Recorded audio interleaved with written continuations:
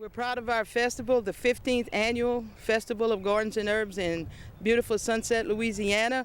We invite people to come and encourage them to come and participate. We're very pleased with our festival, and throughout the 14 years of the festival, we haven't had a rain out except one time. And we offer all sorts of stuff for people to see, to do. We have a children's babysitting area where you can pay a small fee and your child will be watched, protected, given a snack. They can make Mother's Day gifts, or they can do face painting, and they have various games for them to play. And that way the parents can go around and enjoy themselves. But it's a kid-friendly environment. The first festival we had I think maybe 15 or 20 booths. We have 80 now. How many ladies are in your garden club? 45. 45. Wow, that's a lot for this size town. That's right. Wow. But everybody gets a little bit interested every year, a little bit more interested. I'm going to be speaking on square foot gardening. I am a certified square foot gardener teacher. As of right now, I'm the only one, I'm proud to say, in this whole state of Louisiana. Wow. I had gotten my certification from Eden, Utah. And it's based on the book that Mel Bartholomew wrote. Mel was one of our speakers for the state convention for the Master Gardeners in New Orleans about 4 years ago. That's when I met him. And since then, it's just evolved into an unbelievable project. He helps third world countries. Unbelievable what he does. But we have speakers that are going to be coming in from the Lafayette Parish Master Gardeners. I had the Speakers Bureau there, and our first speaker is going to begin at 10 in the morning.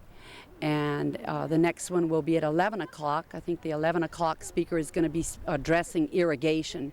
The first one, I believe, is going to be our own county agent, which is Gerald Roberts, and I believe he's going to be addressing problem solving of the turf, whether it be weeds or not, and addressing soil issues. But what I would like to say is that the Lafayette Parish Master Gardeners have a phenomenal speakers bureau, and we do everything as a giving back, paying it forward. We do community service, no charge to anyone, and it's an education that everyone really needs to take a moment to listen to. Teresa, just explain a little bit more about square foot gardening for those who have never heard of it before. Square foot gardening is the simple, productive way to garden in small spaces. And it's an unbelievable concept because there's only 3 mediums of soil that you put in there, okay? And when I tell people that, they're just amazed. And all of the test beds that I've done recently has proven the fact that if I ask them, well, why do you single row garden? Because that's the way we've always done it. But now that people there's more population moving into the cities and the urban development has become so condensed, people are now realizing, I don't have time to garden a big garden, but I love gardening.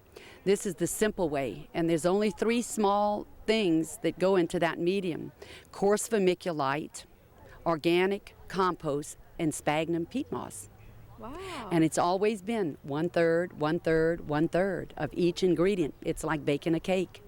And I didn't realize how simple it was until I did one, the first one, and I was convinced it is the way to go. There's no weeding, no tilling, and I tell them, no kidding. It's amazing. I love it. Well, how much yield can you usually get from these small garden spaces? A harvest that's unbelievable. And what I tell people that, you wonder, are they going to be planting by seed, or are they going to be planting by transplants? I always tell my customers that come in to listen to me, how do you know how many lettuce plants to put in there? Look on the back of the seed packet, and it tells you when you sow them, that means when you thin them, how far apart do you space them?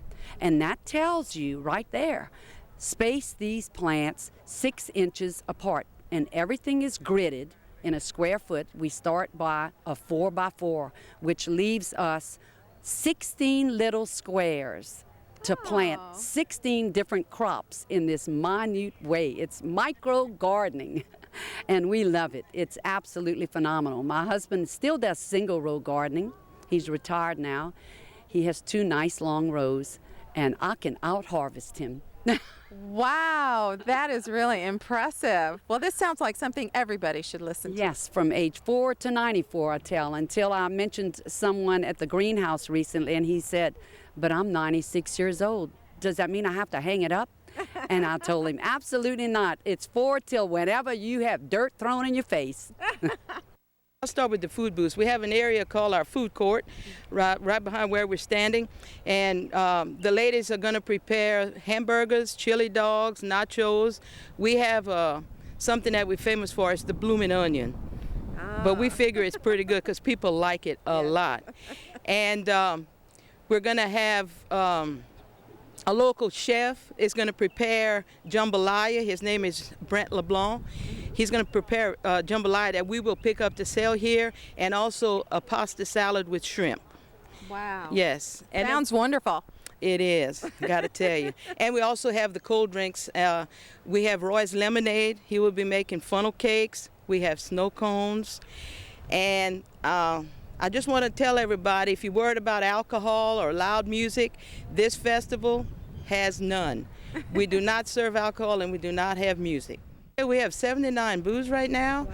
And we have landscape people that come. We have people that do yard art, they cut stuff with a torch. Mm-hmm. We have ladies who come and sell handmade homemade jewelry, which is beautiful. I'd put it up against anybody's jewelry. We also have people who do pottery, and you just name it, we have it. It's just an awesome event. That's all I can tell you.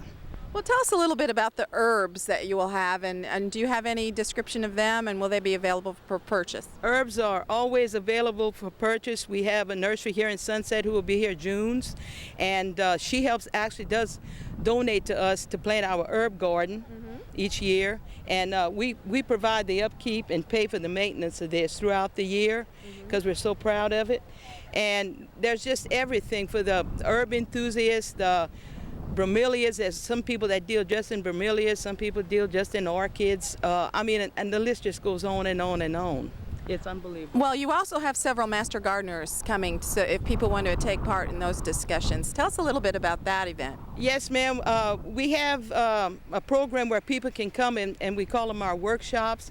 And we have 3 master gardeners that take turns doing classes throughout the day. But this year, instead of being outside, it's kind of hard for the people to hear when the master gardener is trying to explain something. So we have permission to move it inside our beautiful library in air conditioning. Wonderful. So again, when is the festival? What days and what times? The festival is the first Saturday in May, which will be May 7th, and it's always the first Saturday in May. If it's a rain out that day, we will have it the next day on the 8th. Wonderful. And what are the times? What times can people come? Well, people usually start coming in about 8 o'clock, and it goes until 4 o'clock, and then people start clearing out. And I'm happy to say that most people come, and they come in with their little carts, they go by, then they go back to the car, then they come back and eat and visit. Sometimes we have families that get together under the trees around here, and they sit out on the lawn, and it's just really a good time. Each one of our members will bake 3 or 4 dozen cookies and bring it. And we sell all homemade stuff, and they have herbs in these cookies. Vivian, tell us about your website where people can get more information. Well, we do have a beautiful website, and it's sunsetherbfestival.com. Come to the herb